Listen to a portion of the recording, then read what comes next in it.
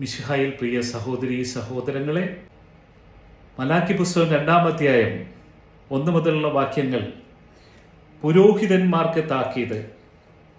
പുരോഹിതന്മാരെ, ഇതാ കൽപ്പന നിങ്ങൾക്ക് വേണ്ടിയാണ്. കർത്താവ് അരുളിച്ചെയ്യുന്നു, നിങ്ങൾ ശ്രദ്ധിക്കാതിരിക്കുകയും എൻ്റെ നാമത്തിന് മഹത്വം നൽകുവാൻ മനസ്സ് വയ്ക്കാതിരിക്കുകയും ചെയ്താൽ ഞാൻ നിങ്ങളുടെ മേൽ ശാപം അയക്കും. നിങ്ങളുടെ അനുഗ്രഹങ്ങളെ ഞാൻ ശാപമാക്കും. നിങ്ങൾ മനസ്സ് വയ്ക്കാഞ്ഞതിനാൽ ഞാൻ ശപിച്ചു കഴിഞ്ഞു. ഞാൻ നിങ്ങളുടെ സന്തതികളെ ശാസിക്കും. നിങ്ങളുടെ ബലിമൃഗങ്ങളുടെ ചാണകം നിങ്ങളുടെ മുഖത്ത് തേക്കും. എൻ്റെ സന്നിധിയിൽ നിന്ന് നിങ്ങളെ ഞാൻ നിഷ്കാസനം ചെയ്യും.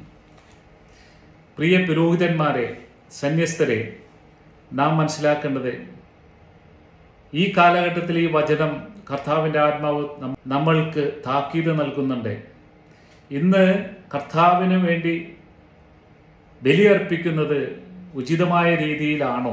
നിന്റെ ഹൃദയം വിശുദ്ധിയിലാണോ നീ ബലിയർപ്പിക്കുവാൻ വേണ്ടി ചെല്ലുന്നത്?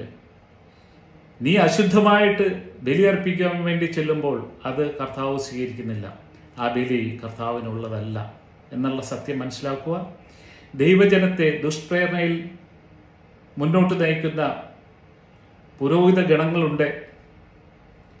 പലർക്കും ധൈര്യമായിട്ട് വചനം ഉദ്ഘോഷിക്കുവാനോ ദൈവത്തിൻ്റെ പദ്ധതി എന്തെന്ന് മനസ്സിലാക്കുവാനോ കഴിയാതെ അവർ പ്രലോഭനങ്ങളിൽ വീണു പോകുമ്പോൾ നാം അവർക്ക് വേണ്ടി പ്രാർത്ഥിക്കുക. ദൈവജനത്തെ നന്നായിട്ട് നയിക്കുവാൻ അവരെ ഏറ്റെടുത്ത ഉടമ്പടിയുണ്ട്. കർത്താവും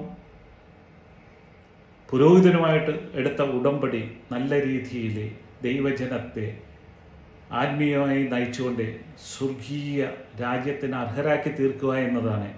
എന്നാൽ ഇന്ന് പലരും ആ ഉടമ്പടിയിൽ നിന്ന് വ്യത്യസ്തമായിട്ട് കർത്താവിനെതിരെ പ്രവർത്തിക്കുവാനും അവർ തീരുമാനിക്കുന്നതോടൊപ്പം തന്നെ ദൈവജനത്തെ നിത്യനാശത്തിലേക്ക് നയിക്കുകയും ചെയ്യുന്നു. ആയതിനാൽ നാം ജാഗരൂകരാകുക.